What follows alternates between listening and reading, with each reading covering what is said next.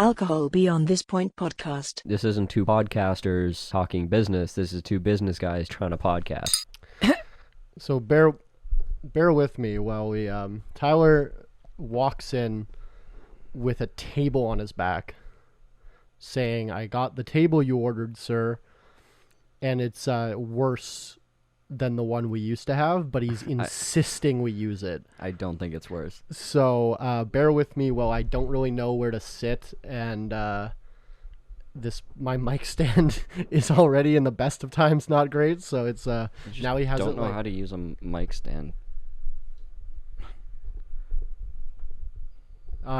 He's changing the mic stand. I'm trying to speak into it. While he's doing this, I'll say hi. Welcome to episode 93 of Alcohol Beyond This Point, the podcast where we debate business topics sober and then drunk to see if we come to the same conclusions. That was Tyler you heard, and Willows is the hearer that I am. This is significantly worse. This is like very I have it like in a natural, the mic in a natural, like where I would sit, and then he changes it, so I have to like hunch over, and I'm like, no, and then I change it back, and then he's like, that's wrong, and then changes it back. Well, it's because you just extend the part of the hinge that doesn't work to extend, and you knock it over its tipping point, and then you fuck with it constantly, instead of extending the thing that can extend. Huh? I honestly... We'll get real mic stands one fucking day. I don't know about you and your weird science words. So, we have like... I'm gonna crack a beer. We have like $600 microphones, $700 bucks. I think they're more than that. Like each? You wouldn't know because you made me pay for them, so... I think they're like $600 or $700 each, and the stands are like $10. Yes, and when we went... So that makes sense. It was during COVID when we bought the mics, if you remember, audience, if you've been here.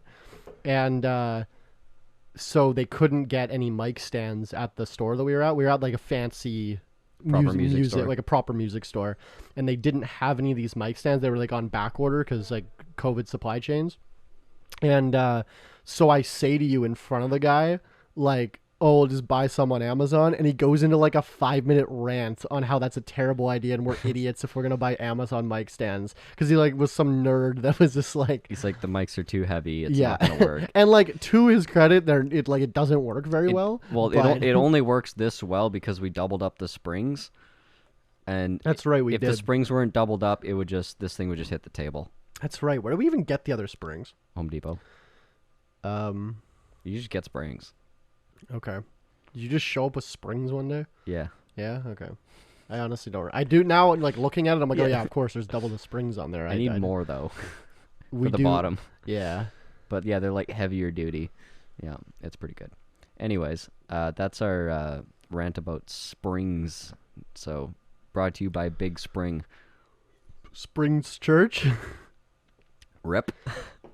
The Joel Osteen of Western Canada just kicked the fucking bucket. Yeah, so we have this mega church here in Winnipeg called Springs Church. Maybe I should be censoring. I feel like they're gonna sue me.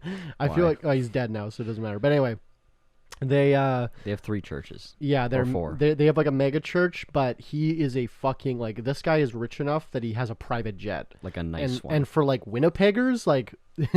That's wild. Like, he's rich. He has private security that follows him 24/7. And then you were telling me, and they were kind of talking about it in the article, but he has like basically a Netflix for Christian movies. And he also runs one of the largest Christian public network channels in the world. Yeah. They stream to something like 20 million, or is it like 100 million, maybe a few 100 million people worldwide. It's the Miracle Channel, if you've ever heard of it. It's in a lot of like satellite subscriptions, but it's really big in like continental Africa and kind of all over. People just want to watch like a preacher on TV on Sunday, and then they're programming all the time. And then they, in addition to that, because they're already so successful with this Miracle Network, they then did like a Christian Netflix, which is basically just Netflix streaming service, but it's entirely family-friendly content. And so they recently launched that as well. But like CBC, like Canadian Broadcasting Corporation, like the federally backed, subsidized broadcasting corporation in Canada, has less equipment and lower quality broadcasting than this church does. Yeah, and the brainchild just died at 59 years old. Yeah. And they won't release what he died from. And it's COVID, right? Certainly. Probably. Certainly he died of COVID because he was an outspoken, like, vaccines are the mark of the beast. And then because when they shut down the church, everything's a mark of the beast. Yeah, but when they shut down his church, he like was one of the ones that was like, no, we're gonna keep going to church. Right, and they ended up. They had a graduation party with no mask that our health minister was at, allegedly, and it was like that was controversy for a while. So sure, like, because if it was cancer or something, you say that, right? You're like, oh, after a long battle with cancer, right? Like, or if it's like unexpected, you say like, unexpected or whatever, it was an accident, right? Yeah, they just didn't say shit.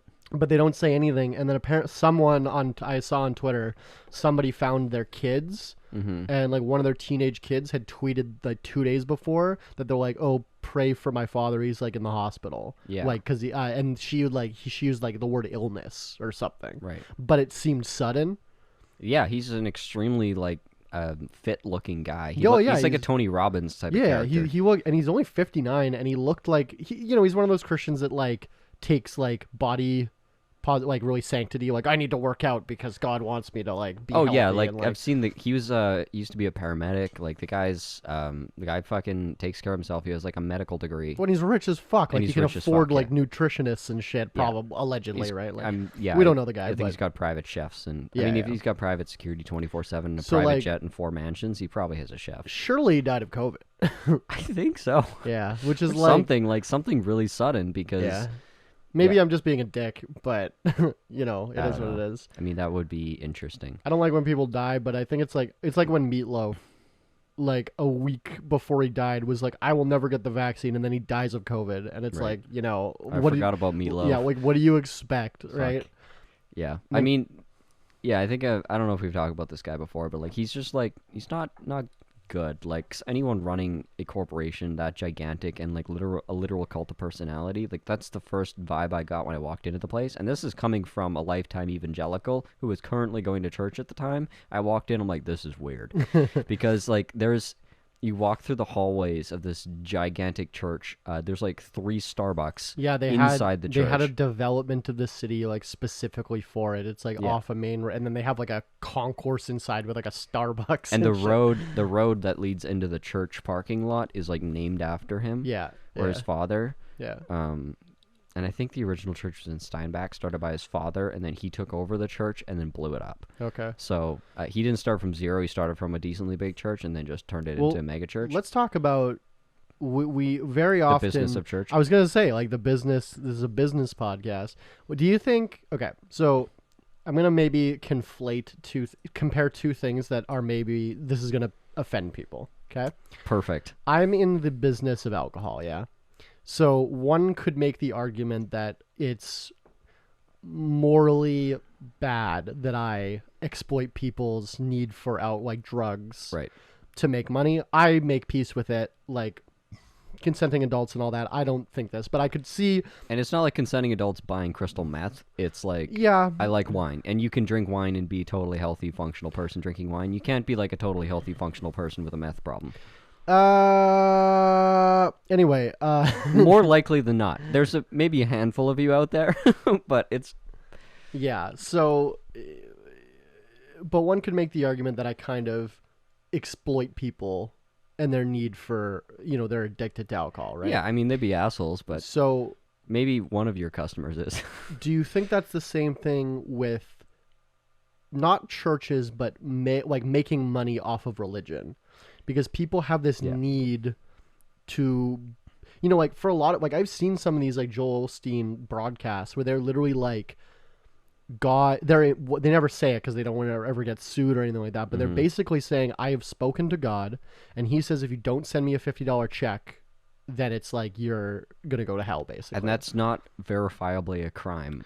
Because how do you, It's not illegal to be stupid. Sometimes when people say that they're speaking to God, they get committed. But for some people, it's fine. It just depends how rich you are, right? For some people, you just get paid. Yeah. No, it depends how charismatic you are. If you're a minority, then you're thrown in probably in the drunk tank. But if you're a white billionaire, then it's fine. Yeah. Like I saw this guy on TikTok today. He like, I don't know. I just saw the one TikTok, but like, I guess he like offers homeless people jobs. Mm-hmm.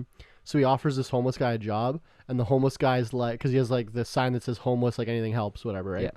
And the homeless guy responds, no, I spoke to God, and he told me I can't work for 2 years. Like I can't have a job for 2 years. Interesting. Otherwise, I'll be damned. Yeah. So I just have to beg for 2 years, and then I can go back to work. And the guy was like, okay, yeah, have a good day, man. And just like drives off. But it was just like, that's a weird take. Maybe he's on a journey. Like, I don't know. Well, that's fine. I'm not going to like. There's a pilgrimage of suffering is like, that's a through line through history. Yeah, I don't know. So, or maybe he's here's what I'm saying though, is like tithe. Yeah. Right, where you have to give 10% of your income to the church. Yeah, and some take that loosely, and some like Springs Church. So here I'll explain my personal experience of like the weirdness of it. Yeah, because you've been all in this. Growing up in evangelical churches, like, yeah, they talk about the tithe, whatever, but they're like, but we understand that 10% for, these days is a lot more. Can be the entirety of your discretionary spending and like savings that you need for the security of your family. Or they're like, we're not saying give us that 10%. Because it does say 1 in 10 pieces of gold or whatever in the Bible. Like that's why they get that It's like number. a verse from thousands of years ago that they take to the fucking bank, literally. Yeah, literally. So a reasonable preacher will be like, you know what, like if you can afford it, like, he's like, I don't expect 10%. If it's $10, I don't care. Yeah. As long as they reach the budget at the end of the year, and they always do. Are you shamed if you don't give any money? Not in the churches that I came from. Okay. It was like, I mean, it's Mennonites, dude. Yeah. Like, you're all cheap as fuck. You get shamed. No, well, it's not necessarily cheap as fuck. It's just nobody is. I mean, I've gone over this. They're all fucking communists. Yeah. But nobody's shamed for it. And if anything, if you're pushy, that would be seen as like really offensive. Yeah. Because I guess like people volunteer a lot of money. Because a reasonable person would assume that if you're not giving money, then there's a reason for it. Right. It's not because you're selfish. Right. You believe in the same God. You're in the same church. But there's a reason why you're not giving your money. Right. So that's how I grew up. Yeah. Springs Church is, like I was saying, you walk through the hallways and there's like TVs suspended from the ceiling, like kind of like, like a 30-inch TV suspended from the ceiling, like every 100 feet. And it's just like revolving like pictures and B-roll of like the pastor and his son and his wife, and like just like his face is everywhere. There's like books that he sells that you can go and buy, like on shelves in the hallways. Like at every kiosk, whatever. There's like something you can buy, something you can get that's like got his face on it, got his branding on it. It's a cult of personality, and it's just his face is everywhere. Do you think this is like? This is very unusual because I see churches go out of their way to not brand stuff, especially evangelical churches. They will go out of their way to not go hard on branding. Yeah. They absolutely, any pastor that has any sense of conscience, like, does, and sense of fucking humility, which is one of the key parts of being a leader of a church. Jesus doesn't put their face on stuff. Yeah. Like, that's sacrilegious. Like, I've never seen that before. Isn't that funny that Jesus probably wouldn't have wanted his face on stuff, and now we put his face on. Absolutely. Now we put his face on everything. It would have been extremely offensive and rude, and like everything the Catholics do is wrong. Yeah. And like all those, Anglicans, whatever. You're all fucked. But that's coming from Tyler. That's from me personally. Tyler is the person speaking. It's like that Joe Rogan. He said it. I didn't say it. UFC commentary where it was like black shorts for this guy, white shorts for this guy. He's like, or black guy Jones, white guy this guy, and he's like, that was Joe Rogan speaking. Thank you. Yeah, no, literally. Okay, but the Springs Church on the tithing thing. Yeah. So usually in a Mennonite church, like it's like okay, and we'll pass it around, whatever. It's like maybe 10 seconds of they'll say the thing because they say it every week, and it's like, okay, this is the And then time. they This is pass the the- time that we do the thing. But most people that actually really donate will typically do like They're not throwing like- it in the fucking bin. they'll do like a monthly. They're not doing it in the bin. It'll be like a monthly post-dated check, or they're doing Yeah. like a wire transfer directly to their account. Those are the people that really kind of keep the church up. Do a lot Because of there's the a good number of millionaires in the church that are like, okay, like I'll foot $100,000, Yeah. and it's a write off for them, right? do a lot of the people that donate big money to the church want to remain anonymous? Do you think? Absolutely. Yeah. The only way that you would know which donors are big is by assuming. Yeah. You would never know. How friendly they are with the pastor. No, not even like you would never know unless you knew in the community. You're like, oh, I know that family is wealthy but they're gonna drive the same. They're gonna drive maybe a slightly nicer SUV. Maybe they dress a little nicer, and they just kind of like seem. They kind of have that air about them that they're like they got money, they're comfortable, they're confident. That's it. And I guess you grew up in a small town, so you kind of know. And you know everybody. who's rich and you know Yeah. who's not. But to be fair, for context, my church was between 1,500, 2,000 people. Is that big? Quite big, yeah. Okay. Like I didn't- standard churches are usually under 1,000, but Yeah. like that's like medium to large. But then like Springs that we're talking about is like 20,000. it's like if 20,000 a Sunday and 3 services. So Yeah, it's like so- 3 to 4,000 per I, service. yeah, so wild. So their single service is about how big my church was, but they Do would do that people- 3-4 times. Do people go to it because it's so big? Like, do you think they're attracted to it because It's like extremely high production value. y- It's very entertaining to go to. Isn't like that funny that it's like like, the music, you're the speaking band. out of it like a fucking play? Literally, Like, no, it's yeah. extremely high production Performance value. art, Like yeah. the performative, the presentation is immaculate. But then I always hear people talk about like the best churches are like the Southern Baptist Church, where they're just like the shitty old shack, and they're just Yeah. like all these black people just singing. It's charisma, energy, and community, right? Yeah. This is the opposite. This is like this is why it works so well, because people that go to a church like that aren't looking for community connection and intimacy and vulnerability and like accountability, all these things. You go to a big church to disappear and to enjoy the high production value, which is like as good as you see on TV, like Hillsong United, whatever. Like they have cameras, live feed, like you see at a big concert, the camera live feed that's like in tight on the singer's face. I've seen and pictures and of the it. singer is like immaculately groomed, perfectly Yeah. dressed, and there's like 5 backup singers. There's a Yeah. choir, the band. It's like a late night show with like they zoom in on the drummer and he's going ham. They got the full light setup, and yeah, there's like these screens that are probably like 10 feet wide, 30 feet high, that are just like constantly panning around so you can see everybody. Yeah. And then they have the lyrics on like these 150-inch TVs on the side, so you can like follow along and sing if you want. And then they darken it. Like it's just the production value of the entire thing is really, really high. The singers are really, really good, like professionals. They get and paid. for your hymns today, Celine Dion. Yeah, like literally, the bands and stuff, like you have full-time paid people, and then the TV production people, like I said, are at a higher level than the Broadcasting than the Company. Canadian Broadcasting Corporation. They train those people, and then they even they record and broadcast live stream, and then there's the TV stream as well that goes out the back. So like that's the level of production, and then the speaker, the pastor, is extremely good. Like the guy who just died, phenomenal speaker, one of the best I've ever seen. Yeah. Like charismatic, high energy. And then when you get to the end, this is the part that fucking gets me every time.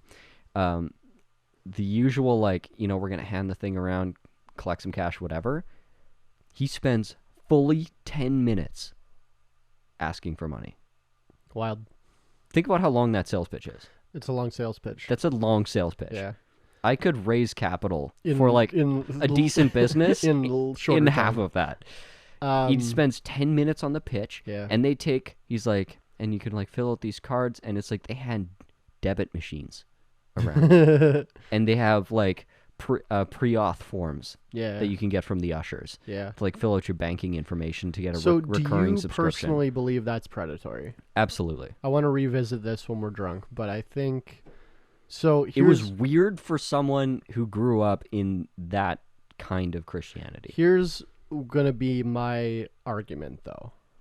Like what I was trying to allude to. Like people would say it's predatory that I sell alcohol Yeah. to people because they might need it.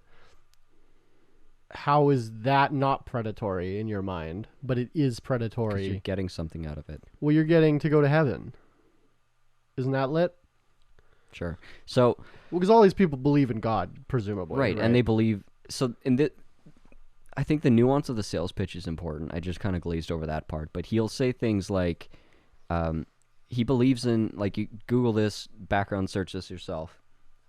He believes and preaches what they call prosperity gospel. Yeah, I can't verify any of this myself or independent fact checkers, but Tyler has been in this church before, so. And yeah, so prosperity gospel is basically the like the entire God Bless America Southern Baptist Convention way of thinking. It's of like God wants you to make a lot of money. God wants you to be rich. Yeah, in order to be godly, you need to be successful. Yeah. Which is like it got bastardized in like the 70s, right? Like they kind of switched around there, maybe a little bit sooner. And that's when the Southern Baptist Convention took off. So he's kind of a part of that. He's like he took that brand and launched in Canada. He didn't have any original ideas. He just took that model and it's not like anyone. You're just reading a fucking 5,000-year-old book. It works really well. Everyone wants to know that they deserve to be rich. Yeah. And they deserve to be successful. So like on the, the catch on the backside of that is, if you donate big, you will earn big. Is it like the more you donate, the more money, the more God will bless you in your life, and the more money you will make, and the more you will be able to donate. Is it like the Catholic thing where you can do bad stuff, but as long as you pay them for it, then it's fine? Yeah. So what is that called? Indulgences? Yeah. That's funny. Yeah. So it's similar to that idea. I mean, it's not said. It's not explicit. Yeah. But that is explicit though in the Catholic Church, right? But they do give us money and it goes away. Right. So, but this messaging kind of has like a catch-22 where it attracts a lot of people that are just like, to their guts and bones, are just like cutthroat capitalists. Yeah. And at every Which other, we know some of them that go to that church. Right. And at every other church, they're like, well, be cautious, because if you're a cutthroat capitalist, these are the pitfalls of money, which the Bible is way more explicit against money. Jesus was beating the shit out of bankers with a fish. He like walked in, slapped him with a fucking largemouth bass across the face, and was like, I'm gonna go eat with those whores instead. Yeah, if you don't know why, that's real, by the way. That's word for word. Word for word. Yeah, what Galatians 7 verse 12.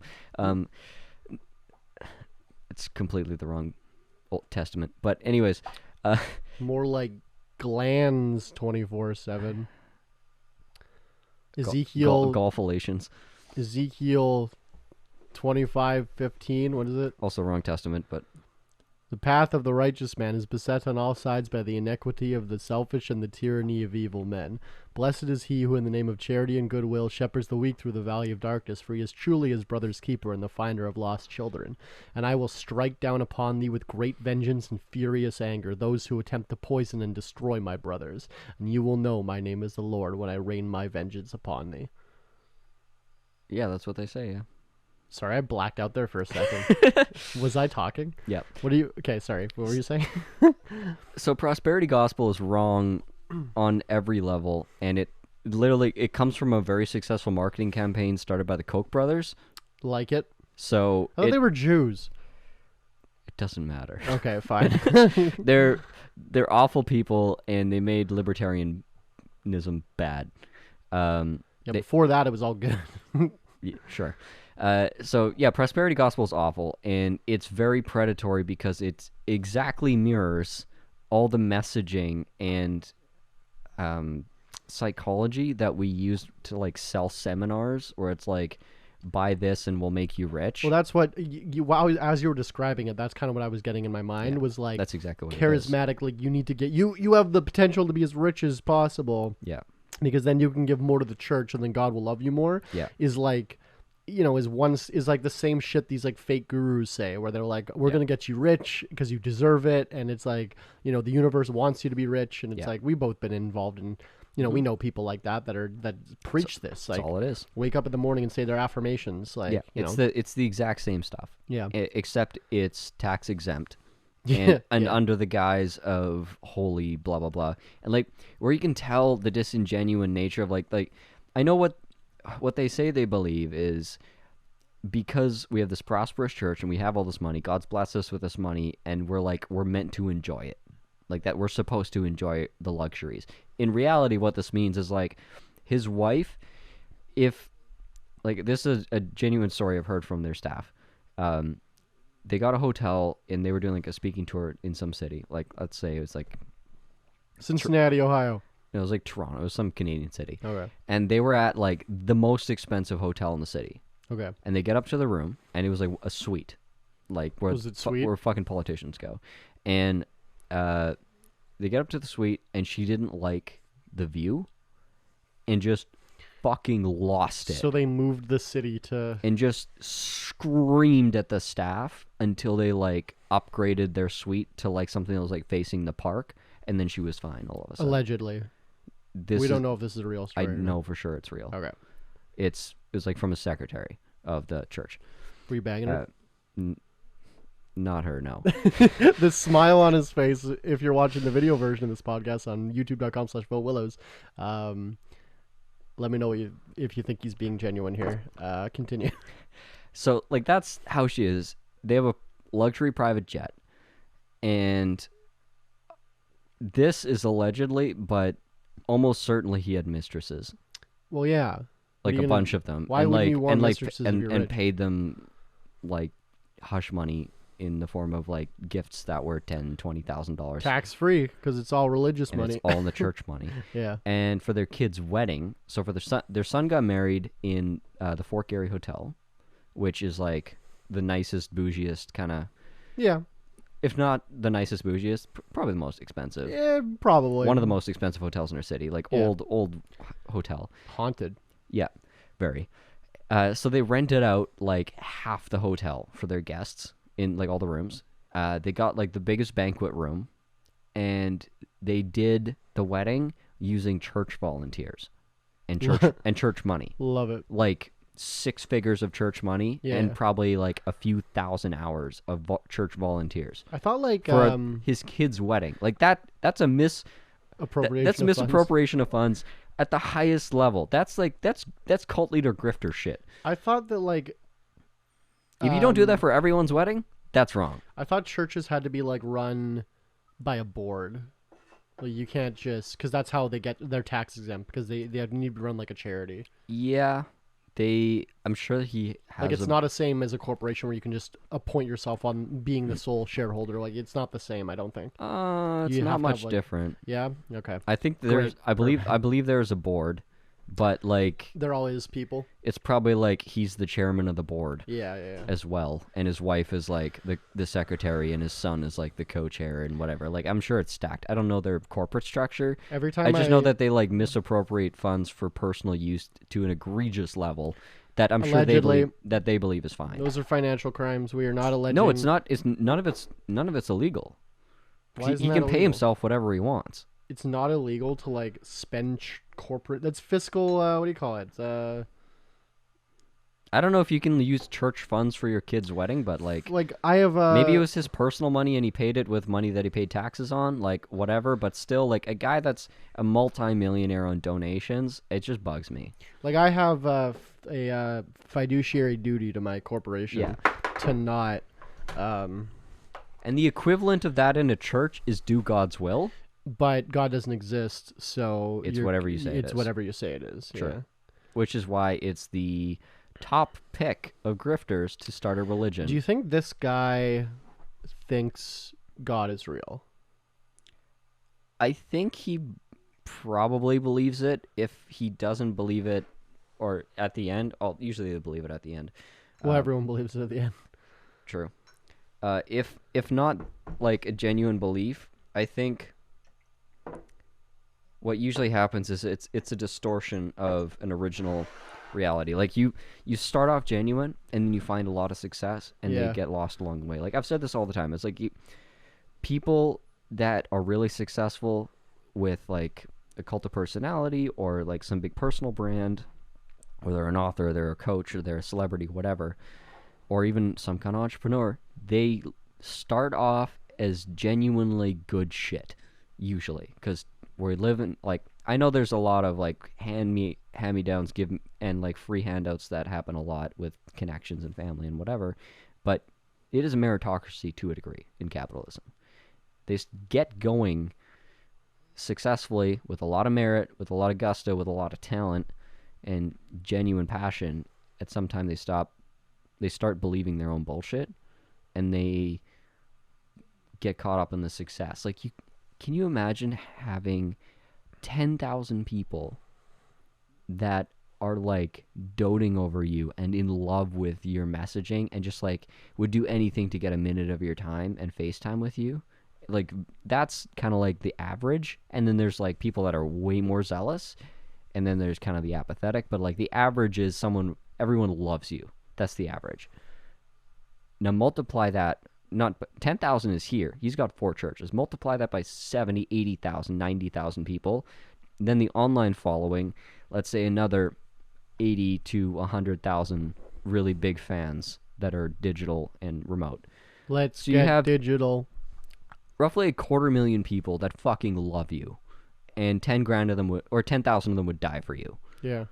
And then you add on 10,000 of them would volunteer at your son's wedding. Right. For class credit. And then add on an income of $5 million a year. Yeah. How many years until your personality is fucked? Yeah, that's a fair point. Yeah. Like, I'm not saying this guy is evil and started evil and is evil, whatever, but all I'm saying is like it never goes well. It never and there's a reason most churches don't do this. It's because they'll know that. Yeah, because they know God doesn't want them to do that.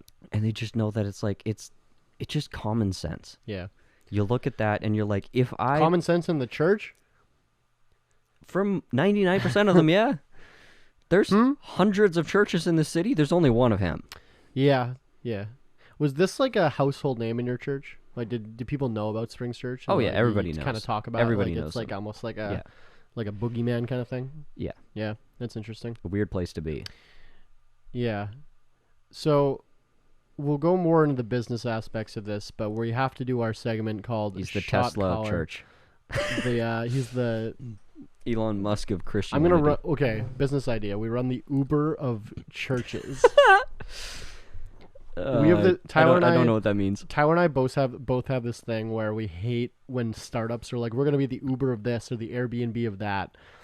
And we were like judging, because both those companies don't really make money. So we weren't judging, but we were coaching at a startup event. Yeah, and like every single pitch was like, "We're the Uber of this." Well, you're instructed to do that. And I'm just like, "Fuck off! I hate it. I hate it." So anyway, we're gonna do the Uber of segments where we, it's called Shot Caller, the part of the show where you, the audience, can pick the shot that we take. This shot was picked by Gideon. What is it? Dylan. Yeah. Thanks, Dylan, for sponsoring this episode. Shorts.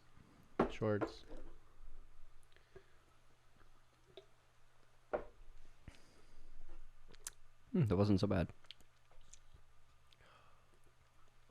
It was for you, though. So speaking of mega churches, we just had good whiskey the other day. Yeah, and now I'm like, we went to this thing. There's this bar. Shout out Finn's in Winnipeg here. It's a chain actually. So, but I know the owner of this particular one, and they're doing this thing called Top Shelf Tuesdays, where on Tuesdays they buy these like $300 bottles of whiskey, and then sell it for like break even price. So they sell it for like whatever it is, $10 an ounce or $15 an ounce or $20 an ounce. So they're not making any money on it, but it's cool. Like it's a cool thing. And you have to buy a meal or appetizer. Yeah, you had to get. But we were gonna eat anyway, so it was like, well, I wasn't, but those bologna chips slap though. I fucking love those. Anyway, but I'm done my thing. By the way, if you're listening at home, I'm done my thing where I'm not buying food. I did 2 months, 60 days of not spending a cent on food successfully. Yeah, and I like that I did it. It didn't save me any money, I think. Like looking at my bank account, I'm like, this is like not any more money than I would have had. That's the problem about like when they're like, oh, don't buy coffee at Starbucks, it'll change your life. It's like, no, I just have like $30 more now and I'm still fucking broke. Yeah, because like now I need a new tire and this might be a capitalist thing for me to say, but like you can't save your way into prosperity. Like you can't get ahead. You just need to focus on earning more income. You can't save your way out of being broke, and I truly believe that. But anyway, so we were just drinking this like relatively expensive whiskey. We had like 2 or 3 different kinds on Tuesday, and now we just took a shot of cheap whiskey, and it hurts my soul. This isn't cheap whiskey either. This is like $40 bottle. This is like, that's cheap whiskey, right? Sure. Relatively. You can't really for whiskey, that's cheap, but still, it's not cheap. Like there's Crown Royal's like $30, bro. Yeah, there's 3 shelves below this one, so. Yeah, but like drinking that, like, whiskey is one of the things. So as a winemaker, which I am, I own the largest winery that's ever existed in my province. You don't make the wine. Yeah, well, I own it, so I drink the wine. Anyway, after a certain wine gets a lot better every $10 you jump until like maybe 40. Nah, like where we live, it's 40. Nah, like 80. Okay. If you buy an $80 bottle of wine, which is 40 American. accounting $6 American. Accounting for our taxation rate, like the markup on it and the exchange, that's probably roughly a $40 to $50 bottle for Americans. Yeah. So if you spend like that much on wine, it is significantly better than if you're spending less than that. But anything over that does not really get better. Isn't there like a YouTuber or some show that like goes to really rich people's wine collections and like will crack a bottle? Yeah. And it just like it tastes like shit or vinegar, and they paid $2,000 for the bottle. Yeah, there's a video. I don't know if it was a series or not, but there was a video that a sommelier did. Okay, yeah. Where they were like blind taste testing really expensive wine. Yeah. And having to guess like which one was which. And like after like $80, nobody could do it anymore. Yeah. It was just like, this could be anything. Like it's just whatever. But so, and I'm speaking as someone in the wine industry, I think that's true. But whiskey, I think like it keeps getting better. Yeah. Maybe not the fucking Louis XIII, like you're spending fucking $20,000 on a bottle, but like when you start going 100, 150, 200, 200, like every step you go higher, yeah, the quality gets significantly better. And I don't know what that is. Maybe just time, but like, I mean, just the diminishing returns, right? There's only so much you can do. There's yeah, only so good something. But like, expensive whiskey is worth the money. Yeah. Like if you're a whiskey drinker, spend the extra, like spend $20 more than you usually would, and I think you'll be pleasantly surprised on the quality. Yeah. But I don't say that to people. Like if you spend, I think that, to be fair, that's also true. Like we talked about, probably for a lot of other hard liquors, like tequila and vodka. Yeah, tequila too. I don't know if vodka, like I've had expensive vodka, like top shelf, and it's just like this still tastes like bug spray. It's just like not burning me as much. You know what I mean? Dude, I had like the most one of the most expensive Tito's that you can like reasonably buy. Yeah. And it was good. Tito's is good. But is tequila. Like vodka. Tito's is tequila. No, it's not. It is. Tito's is not vodka. Or tequila. That's what I'm saying. Tito's. I'm pretty sure you're wrong, because the guy that I'm talking about only drinks vodka. Okay. And that's all he buys is Tito's. So I'm 99% sure that I'm correct based on this person that anecdotal works for me. evidence alone. See, they probably make both. Okay. Yeah, so Tito's is tequila. Yeah, I was pretty sure. We're both right. I think it's a common rail tequila. Yeah, I think so too. Tito's is fine. Yeah, so both. I haven't had the vodka, but like I don't like vodka. Like the handmade, like the standard is like a $40-$50 bottle. Okay. I had like a $200 bottle. Yeah. And it was fucking good. And I don't like vodka. I like that that Patron Gold, the pure agave, whatever one. I think it was gold. Yeah, Tito's gold. That's good as fuck. That's tequila.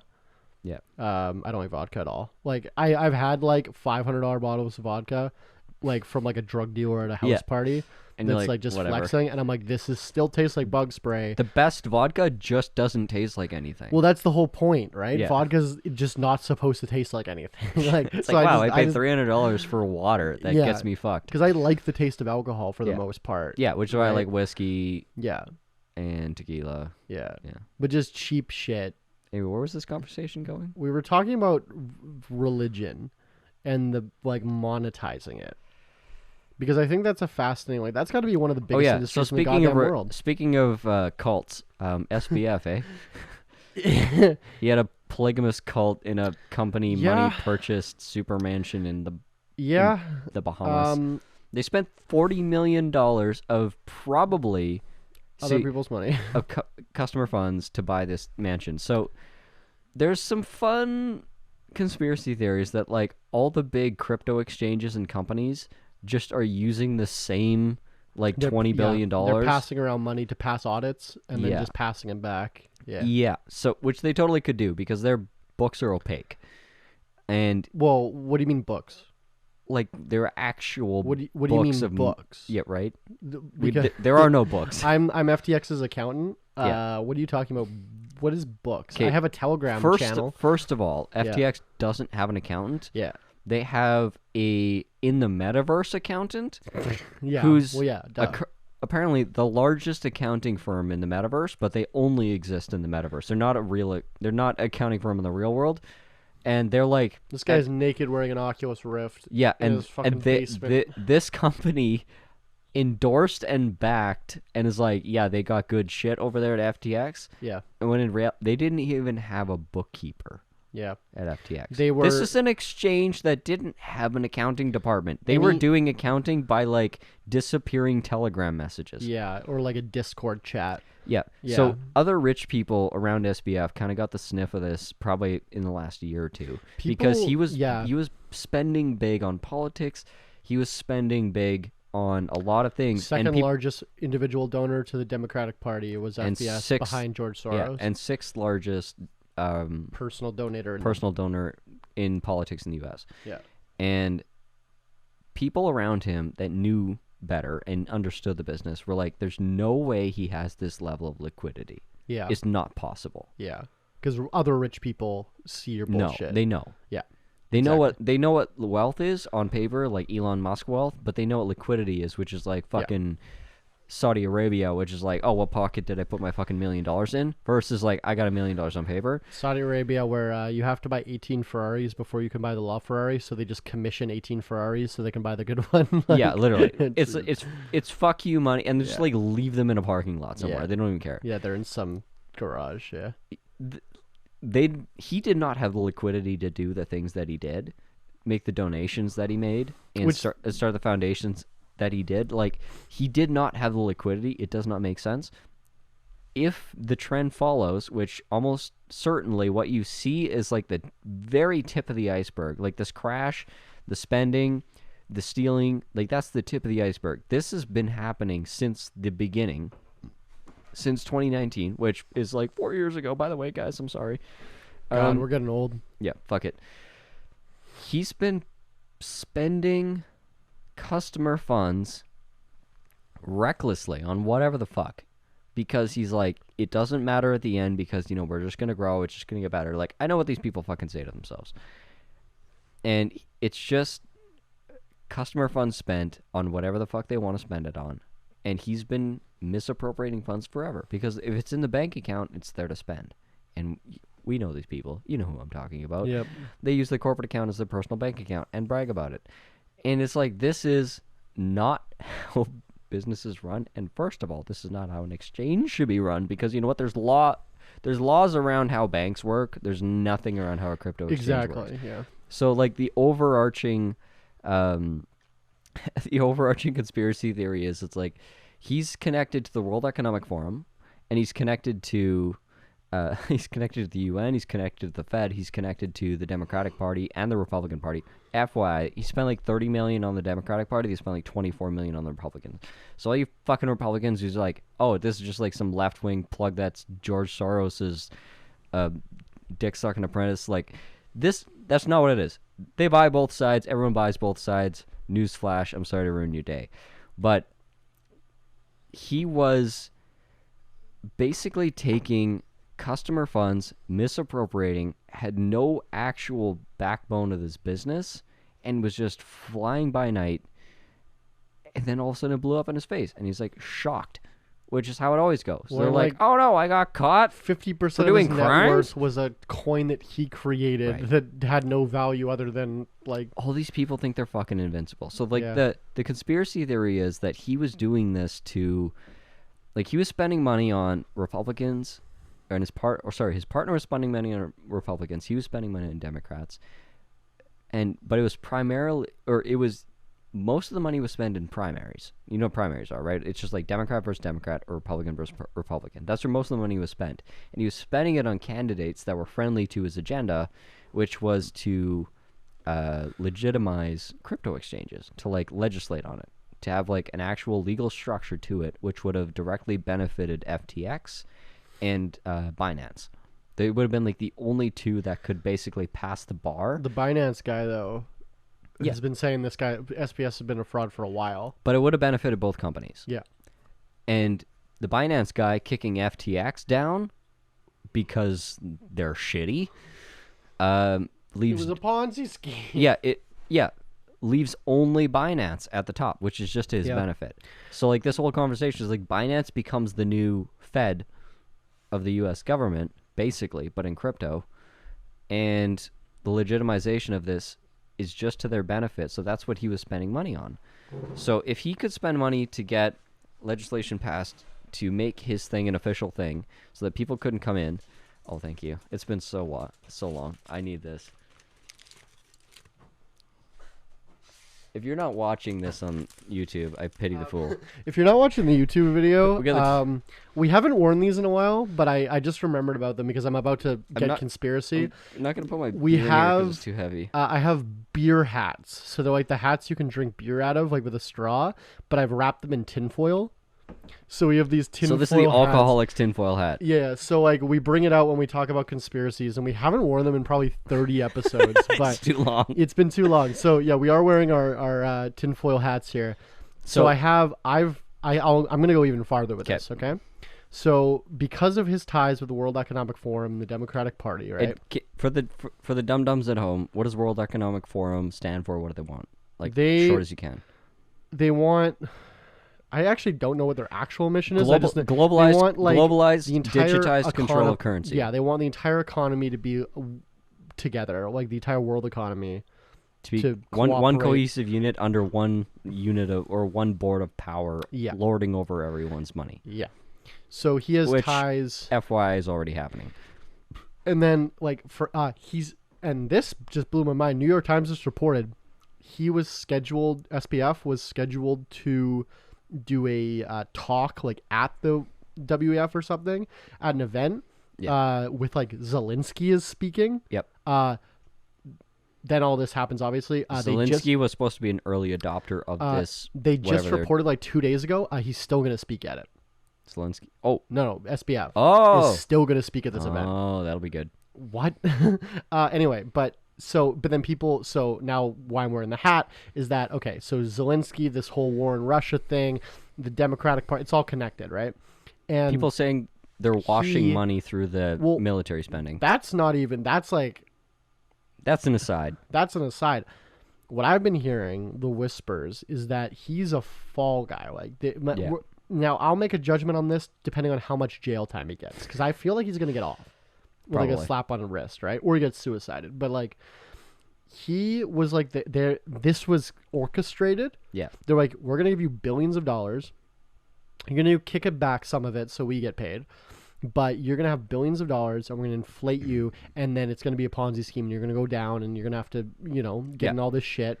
And that gives the United States government the opportunity to go in and be like, you know what? Okay, here's the thing. Crypto's sketchy as fuck. We're going to make a U.S. coin. That's crypto is legitimate as fuck. Therefore, make the coin. We're going to do it now because you know what? Look at this. One of the biggest exchanges in the world was a Ponzi scheme. So now we're going to make it illegal to use. So that's current branch of reality. Yeah. So we're going to make it illegal to use any exchange except the United States exchange. Yeah. We're going to make like punishable by death. Probably not, but like, it's going to be the same as like wire fraud, like 7 years in prison to use an exchange that's not the United States backed. Yeah. And then they're going over the next, 30 years, they're going to get rid of the US dollar entirely and make it a USD coin. Yeah. So that they can track your spending, which they already do. But then they could also so if your social credit score isn't high enough, they can just shut off your money. which they can already do. Which they can already do. Like Kanye, like Kanye all the West, stuff is already doable. Kanye West was talking. Like, I'm not gonna defend any of his Jew comments. People in the fucking trucker convoy got their accounts frozen. People that donated to the trucker convoy got their assets frozen. Still have their assets frozen. Some of them, like 8 of them have like still. Anyway, that was an abuse of power. Even like human rights groups that are like notoriously like pretty left. We're like leftists hate that everything the government did against the trucker Trudeau, you can't just do that. I fully endorse the trucker convoy and all the grifting and shit. Like the fact that most of the truckers that were actually present there were actually being paid to be there. Yes, that's all come out now. All of that, it's fine. There's nothing wrong with any of that. There's nothing wrong with paying for protesters, paying for mercenaries, paying for results. I think that's all fine. Okay. What I'm not in agreement with is the fact that like the leaders are fucking fascists, but the actions they took are fine. Because if they were taken by leftists, I'd be like, fuck yeah. I'm not agreeing with any of that. You don't think the actions were like fine? You don't think people should have the right to protest and fucking pay for? They're not protesting. They were paying protesters. So to what? Show We up. fantasized about having non-for-profit military death squads. Paramilitary death squads. Thank you. But I think that if it's for your just cause, to reel this in, Tyler. If it's for your cause, it's fine. We're wearing the hats. We are wearing the hats. I guess we can go crazy. But Kanye was saying, oh my god, don't get me started. They froze his bank, or no, they didn't froze his bank account because he gets a call from Chase. Yeah. He's like, I have $150 million in cash in the bank. We're closing your account. Yeah. Come get your money. And like now he can't make a bank account in America. Dope. He has to use like overseas accounts. Yeah. Because no American bank will give him an account. And then they're interviewing him about this because all the bankers are Jewish on like Drink Champs. Well, that's where he they're validating the fucking conspiracy. No, that's the conclusion he drew. Which okay, but then that just completely satisfies all this. But then they're interviewing him about it, and he's like, you know, who didn't get his till his last day living, Jeffrey Epstein had access to his bank accounts. Right. He was paying for lawyers and shit out of his bank. Right. Chase didn't fucking freeze the assets. Jeffrey was a Jew though. It was the same bank. Was Epstein? Yeah, of course he was. Epstein. That's a Jewish name, right? Yeah. Oh Jesus. Oh no.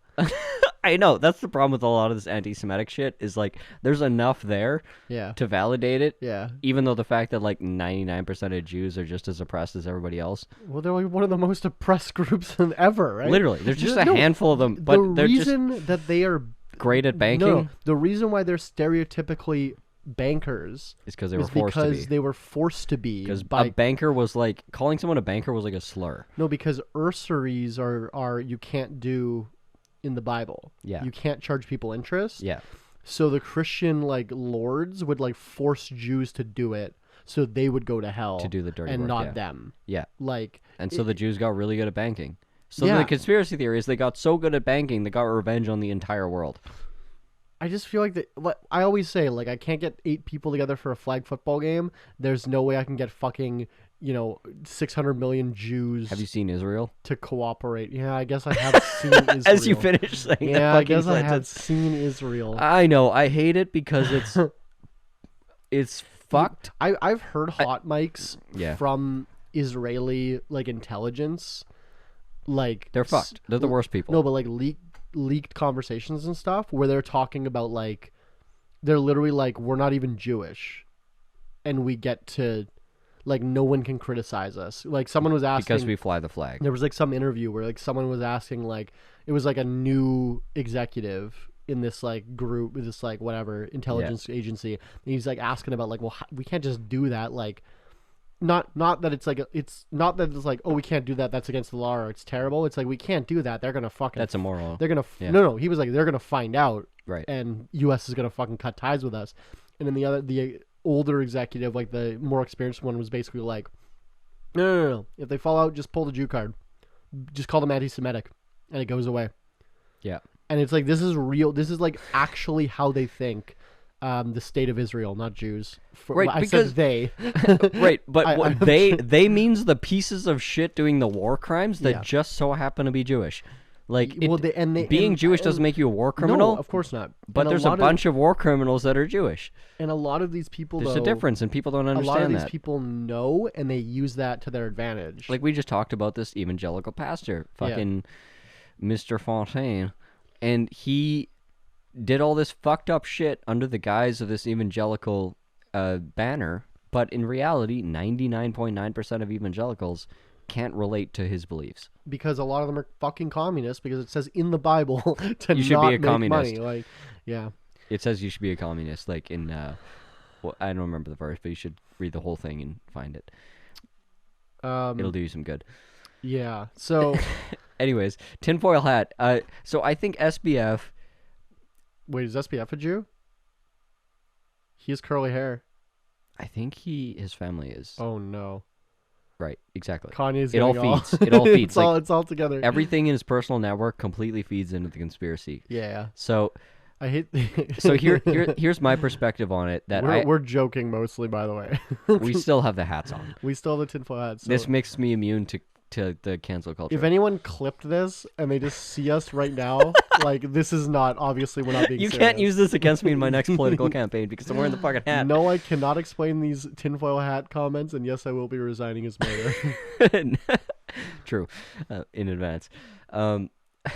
So I haven't heard this anywhere else, and I won't say this is a unique idea, but it might be. So if FTX was successful in their lobbying efforts and in what they were doing, and they didn't get caught and they didn't fuck up big enough, like if crypto just kept going up, nothing would have gone wrong. Oh, of course, yeah, exactly. Well, that's how Ponzi schemes work, right? Right. Like, the crash of the asset is what caused all this to happen. Yeah. If crypto didn't crash the way that it did, everything would be fine.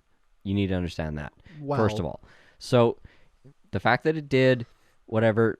They believe that even if it crashed, it would recover fast enough. Yeah, but a Ponzi scheme working doesn't make it not a Ponzi scheme. Exactly. Right. But I mean, like, they possibly wouldn't have gotten caught long enough because a lot of businesses, a lot of really successful corporations that exist today started off as scams and turned into a real business. Shrugging Dr. eventually. Beverage Company. Right. So you start off as a grift and you live long enough to become a legitimate business. It's like the mafia. It's the opposite Batman. Yeah, the mafia in a small town in America turning ran a pizza into shop. Wynn casinos. No, they ran a pizza shop. Oh, right. This is a real story. The mafia ran a pizza shop to launder money.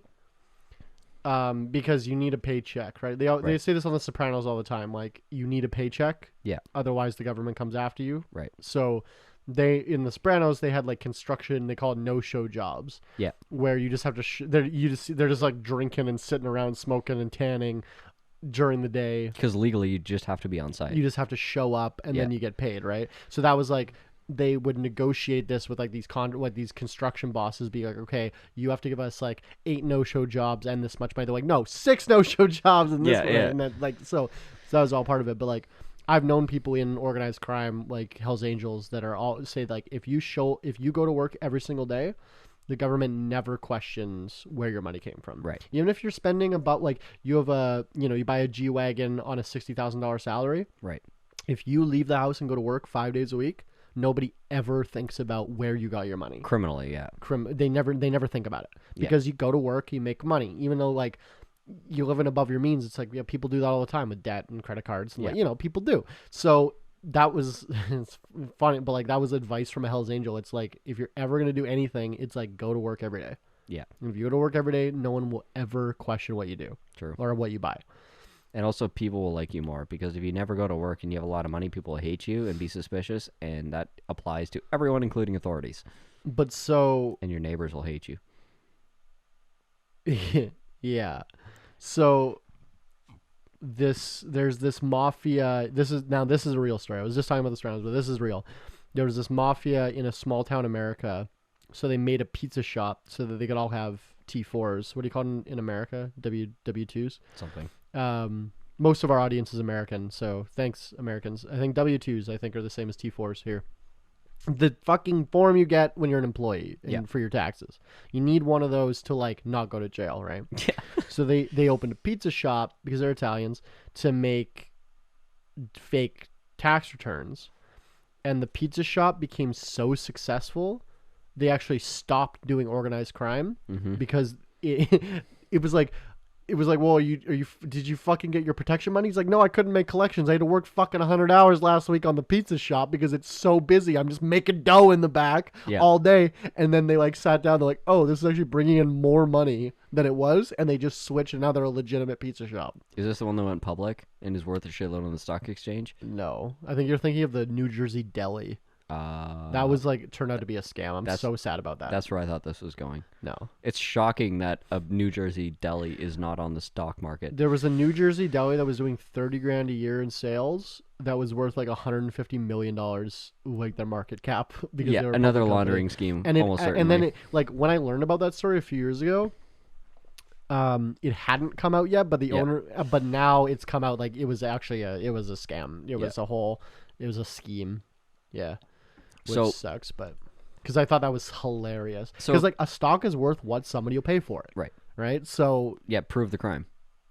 Well, but now they have, but it's like eventually. But like presumably, even if someone will pay more for it. I mean, look at Tesla. People are overpaying for that stock by like a factor of 20. I bought it $230. It's at $150 now. Dope.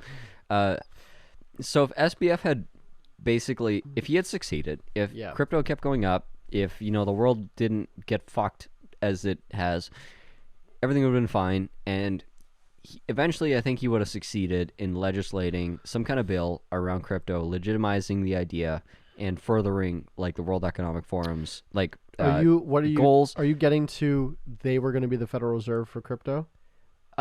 If not, like it wouldn't have been a monopoly, but at least it would have been a duopoly between Binance and it would have been up there. But Binance is like based in like Singapore, right? Doesn't matter. Like I guess so. Apparently, Coinbase is having some. FTX is Panama, right? So Bahamas, right? But Coinbase is having some liquidity problems. Apparently, everyone's having liquidity problems. Their auditor said, release proof of funds to prove you don't have a liquidity problem. They refused to, being like, no, it's a security concern if we do that, even though every other fucking exchange does it. Right.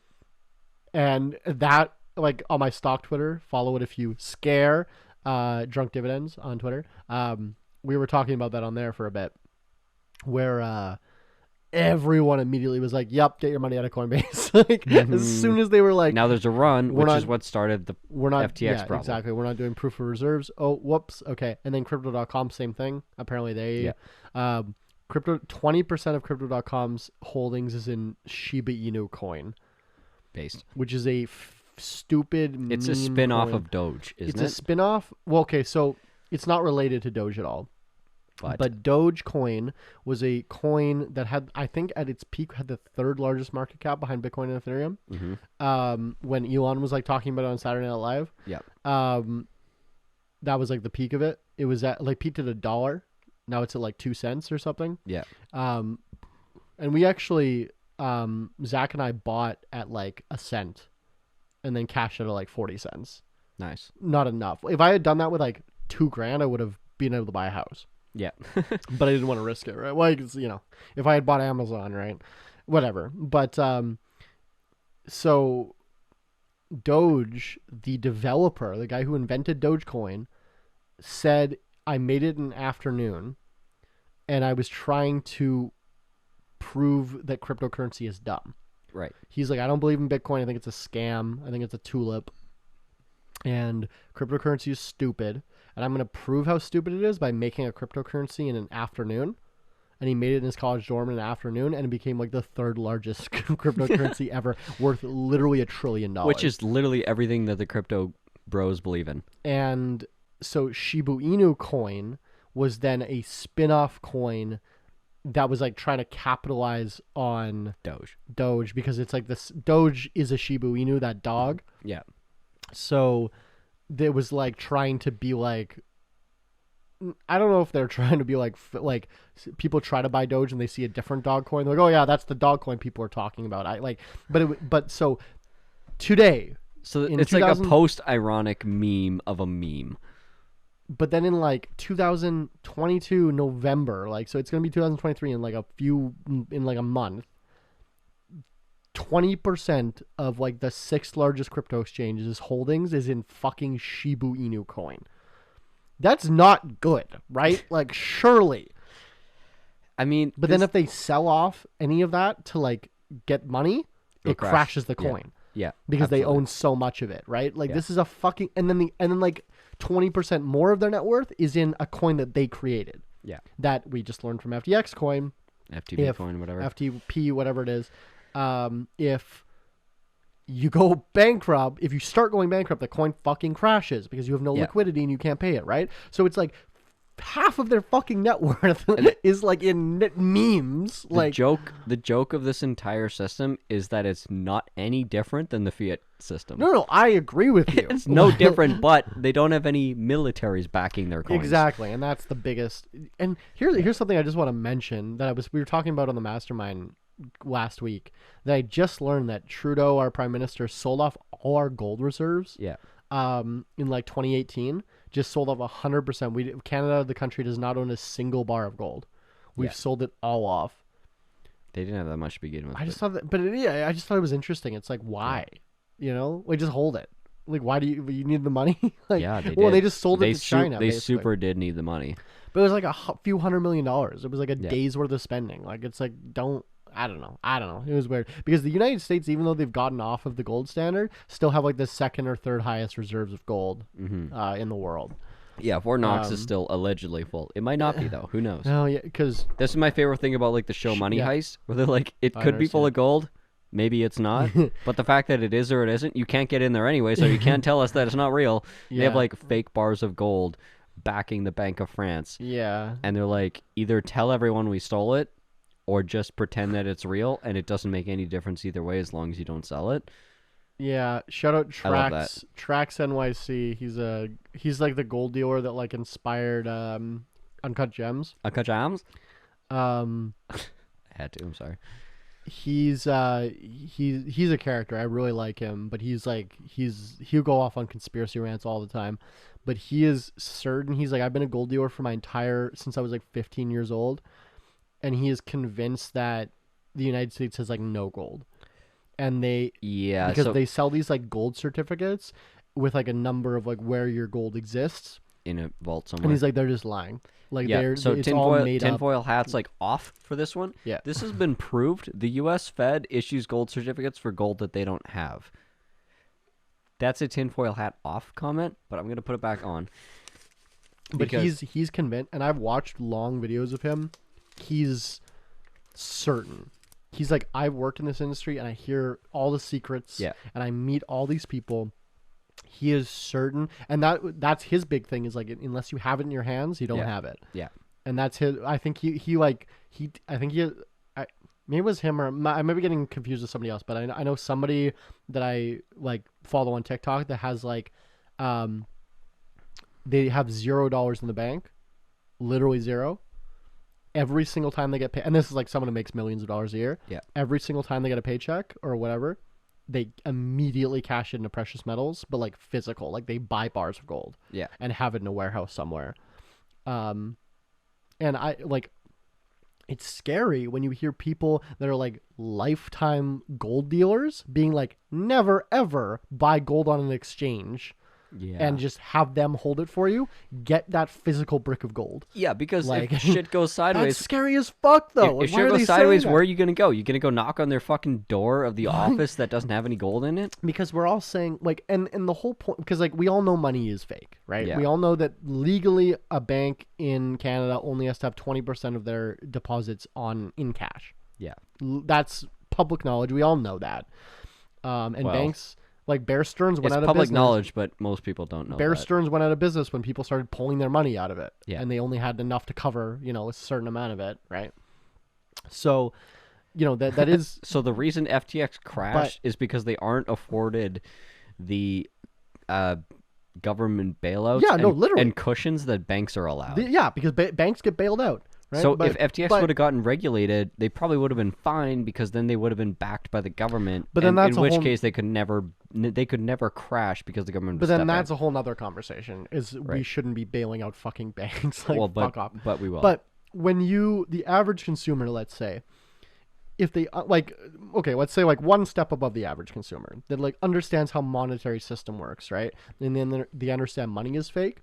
Yeah. They're like, well, if I buy precious metals, that's a store of value, right? Yeah. But what some prominent people are in the gold industry are asserting is like, it's not, unless you have that in your hand, do not believe them. Because not only like times are tough. Oh, sorry, we're not going to give you your gold. Like, if there's a revolution, they're just not going to give it to you because they're holding it in a safe somewhere. Quote security issues. Some people say that, but then other people are going as far as saying it doesn't exist in the first place. Probably. Or at least some percentage of it. Yeah. Well, but in which case, you're not at the top of the list. I think Trax is alleging like 80% of the gold they say they have. They just don't have. Yeah. Like. So. Yeah. That's. Yeah. Yeah. Probably true. So if. It's kind of scary when you think about it. Like. So if FTX was legitimized, it could have gone the way of the banks and just become a part of the system of scams. And if FTX crashed horribly, which is the reality we're currently living in that branch of the Matrix. Yeah. This reality, yeah. The result is probably the same. Well, certainly, I think me and you can agree on this. They're gonna, like, the government is gonna create a digital currency, right? And we're all gonna have to switch to it, right? Like, certainly. This is what I love about it, though. The end roads of SBF being fabulously successful in achieving all his ends. Well, either way, the probably government has won. The same result as him succeeding. Because either way, the government won, right? Yeah. Yeah. Heads I win, tails you lose. Yeah. And SBF was just a fucking scapegoat fall guy that was dumb enough to just like they were either betting on like this kid is either a genius or he's gonna fuck it all up, and we win either way. Just gut. That's 6D chess, dude. That's amazing. Just gut thought, like gut reaction. Do you think he was in on it? Do you know? You think they were manipulated? They never are. Yeah. Okay. I never think the fall guy's in on it because he's like this guy got all the perks. Like he's got all the what I think of like he was having orgies in a Bahamas mansion on my money. Right. Like, it was orgies, but he's just massive like poly community of remember, employees. He's 30. He was This man is 30 years old. He was fucking the CEO of Alameda Research, which was his company though. Which was his company. Yeah. Like the CEO, but that was running it day to day, and like he was borrowing customer funds to Alameda to bail it out to keep it alive. Like they were like inextricably like he was sleeping with a person, and none of along them with had like 12 books. other people. Yeah, they were. Yeah. And none of them had books. They were all making risky bets. Like all the executives were just having an open relationship where they were just having orgies. In so the he was living the high life. He was famous. He was loved. He was respected. He was getting seen at the highest levels. He had this mansion. He could fuck everyone and anyone that he wanted to. He's living the life. He had, like, literally nothing was going wrong in this guy's life. While he was being indicted, he was playing League of Legends. Right. Someone, like, saw him online. There's no way that guy is a high-level, like, game strategy planner. He's got to be like severely. I was gonna say autistic as like a compliment. Like he's got to be like his mind's got to like he's got to be smart. Listen to the Bastards podcast, Behind the Bastards podcast about him. You can kind of get a little bit of insight into his psyche. But I think he believed it all the way. Yeah. But somebody who is smarter than him. Yeah. This is one thing I mentioned at our. Do you think he like sold his soul though? Do you think he like knew? No. You think it was just completely manipulated? Yeah, because like I said the other day, the Occam's razor, right? Simplest explanation is usually the true one. Yeah. And I think this guy just actually fully believed in his own bullshit.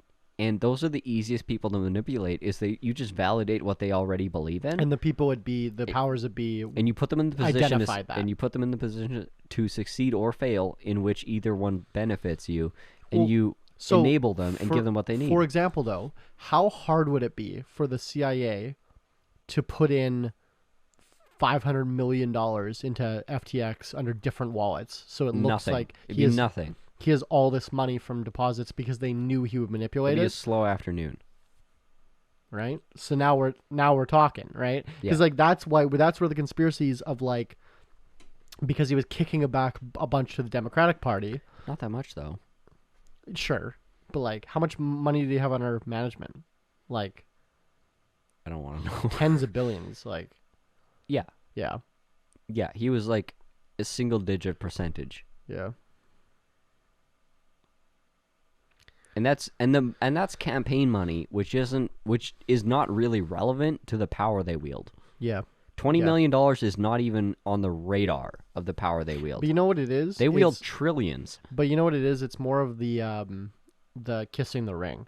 Right. Right? You get on the list of the top donors, and now it's like this is deliberate. Yeah. Like I've put in publicly pay to play with you. That's all it is. Right? It's kissing the ring. That's what it is. Yeah. So I don't think that he was a part of the conspiracy. I think he was just one of the cogs in the machine to an end. It could, like, I know people love, like, the globalists, the World Economic Forum, the Jews, the whatever. Like, it doesn't take a grand conspiracy to believe that this guy was manipulated into doing what he did. Yeah. Yeah. And, like, as much as I love the idea of a grand conspiracy, again, herding cats, everyone's fucking selfish, and people with that much power are completely self-interested and not altruists for a greater vision, most likely. Yeah. But then again, I've never wielded trillions of dollars. I don't know if I'd be an altruist at that point. Yeah. So, can't relate. Sorry.